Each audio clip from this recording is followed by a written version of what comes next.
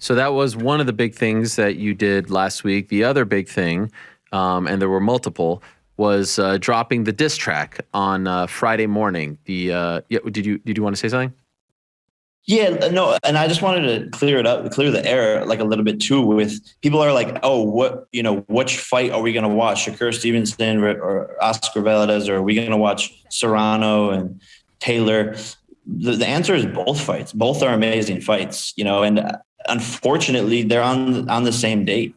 I was talking to Shakur and I was like, yo, I'll walk out with you for your fight. Like, I'm so excited to come. And then, days later, they're like, okay, the only date we can get from Madison Square Garden is April 30th. And so I was like, I texted Shakur. I was like, yo, I'm sorry. Like, this just so happened to line up on the same dates. You know how this is. And so there's no beef. There's no rivalry there. It's really what Bob Arum said. And I'm in full support of people watching both fights. And I, by the way, will try to be watching both fights. And I know that the promotions aren't going to run them at the same time.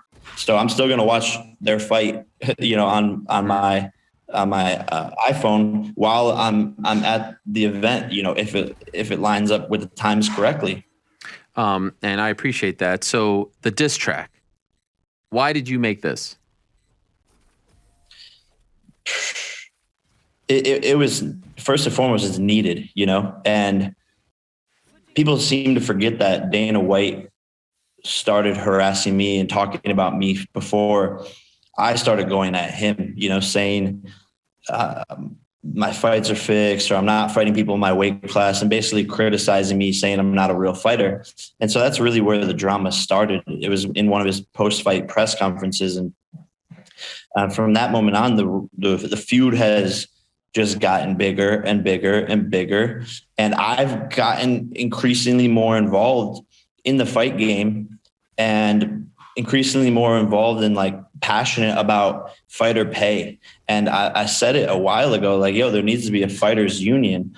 And I am trying to spark the coup d'etat. I want to be, one of the players involved in making change and showing how mistreated fighters are, both on boxing and on the MMA side. It just, Dana White seems to be, the most prominent and most malicious person in the space and the biggest culprit. And because of our feud, I'm going after him, and everyone feels the same way. I know all the fighters feel the same way. Francis Ngannou, it's just absurd what he's doing, getting paid $600K. Meanwhile, the heavyweight boxers are getting paid $30 million, $10 million. So I'm trying to spark a revolution. It just so happens, by the way, that I speak French. I'm from French-speaking Quebec. So if you mention this word in other interviews, can I tell you, you did get the definition right, but the P is actually silent. So it's coup d'etat. Coup d'etat. Great. There you go. Just, I'm just looking out. But yes, it's a great saying though. It means what you said it meant. Yeah. Yeah. And that's what I'm trying to do. And just be one of the